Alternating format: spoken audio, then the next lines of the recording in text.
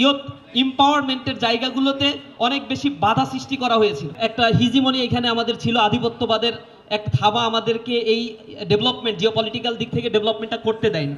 আমাদের বাংলাদেশে যদি এই প্রবলেমটা নিয়ে আমরা কথা বলি তাহলে আপনারা দেখবেন যে আমাদের এখানে ফ্রিকশনাল আনএমপ্লয়মেন্ট আছে, আন্ডার আনএমপ্লয়মেন্ট আছে, এরপরে ডিসগাইজ আনএমপ্লয়েডের সংখ্যা আছে, কমন আনএমপ্লয়েডের সংখ্যা, এটা মেজারমেন্টের বাইরে আমাদের বাংলাদেশ।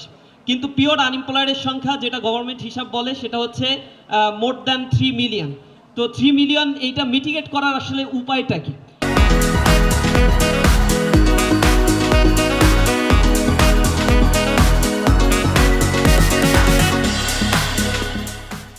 এই ব্যাপারগুলো নিয়ে বিগত গভর্নমেন্টও ডেভেলপমেন্ট ওয়ার্ক করেছে, কিন্তু সাস্টেনেবল ডেভেলপমেন্ট তারা করেনি। এই জায়গায় জামাত ইসলামী খুব বেশি এমফাসাইজ দিচ্ছে এবং জব মার্কেটে প্রতি বছরই আনএমপ্লয়েডের সংখ্যা 2 লাখ মানে 2 লাখ অ্যাড হচ্ছে এবং এই অ্যাডিশনটা ডে বাই ডে ইনক্রিজ হচ্ছে, যা আমার সোসাইটির জন্য একটা বিশাল বার্ডেন ক্রিয়েট করছে। এই বার্ডেনটা মিটিগেট করার জন্য উপায়টা কি? 2006 সাল থেকে আমার দেশে ডেমোগ্রাফিক ডিভিডেন্ড চলছে, কিন্তু এই ডেমোগ্রাফিক ডিভিডেন্ডকে ক্রাশ করে যেভাবে ওয়েস্টার্ন সোসাইটি অথবা আমার পার্শ্ববর্তী চায়না ডেভেলপমেন্ট করেছে, তারা ইকোনমিক পলিসি রিফরমেশন করেছে 1978 থেকে।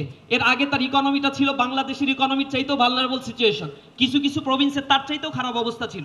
সেখান থেকে তারা 20 বছরের ব্যবধানে ইকোনমিতে পৃথিবীর সুপার পাওয়ারে পরিণত হয়েছে। তারা গ্রেটার বে এরিয়া তৈরি করেছে, ম্যাকাও রিভারকে তারা ডেভেলপমেন্ট করে ফেলেছে, সেখানে তারা 4.4 ট্রিলিয়ন ইউএস ডলারের ইকোনমি ডেভেলপ করার পরিকল্পনা করছে, যার এখন economic value 2.2 trillion US dollar. তো এই জিনিসগুলো রিসাফল করার জন্য এখন ইয়াং জেনারেশন বা ডেমোগ্রাফিক ডিভিডেন্ডকে কিভাবে কাজে লাগানো সম্ভব, ইয়াং জেনারেশনকে ইম্পাওয়ার করা সম্ভব, সেই জিনিসগুলো নিয়ে আমাদেরকে এখন ভাবতে হবে। পলিটিক্যাল জায়গা থেকে যারা দেশ গড়ার চিন্তা করে তাদেরকে ভাবতে হবে।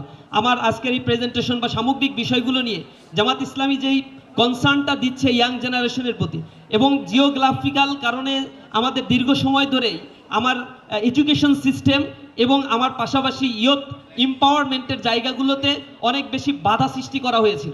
যেহেতু জামাত ইসলামী কোনো আধিপত্যবাদের বিষয়গুলোকে টলারেট করে না, তার ম্যান পাওয়ারকে সে এম্পাওয়ার করতে চায়, দেশের ডেভেলপমেন্ট নিয়ে সে কাজ করে, কথা বলে। এই জায়গায় আমরা খুবই স্যাটিসফাইড যে আগামীর বাংলাদেশের নতুন বাংলাদেশের যে স্বপ্নটা দেখছি, আনএমপ্লয়মেন্ট সিচুয়েশনকে রিডিউস করা এবং আমাদের দেশের ইয়াং জেনারেশনকে এম্পাওয়ার করার জন্য এটা একটা বেটার অপরচুনিটি নিয়ে তারা যে ভাবনা করছে, যে এমপ্লয়মেন্ট ক্রিয়েশনের জন্য তারা চিন্তা করছে, নিঃসন্দেহে এই সোসাইটির জন্য এটা একটা বেটার ফিউচার নিয়ে আসবে। এবং আমাদের দেশের এই বেসিক প্রবলেমটা যদি রিডাকশন করা সম্ভব হয় তাহলে ইকোনমির ক্ষেত্রে একটা চমৎকার একটা ডেভেলপমেন্ট আমরা দেখতে পাবো ইনশাআল্লাহ।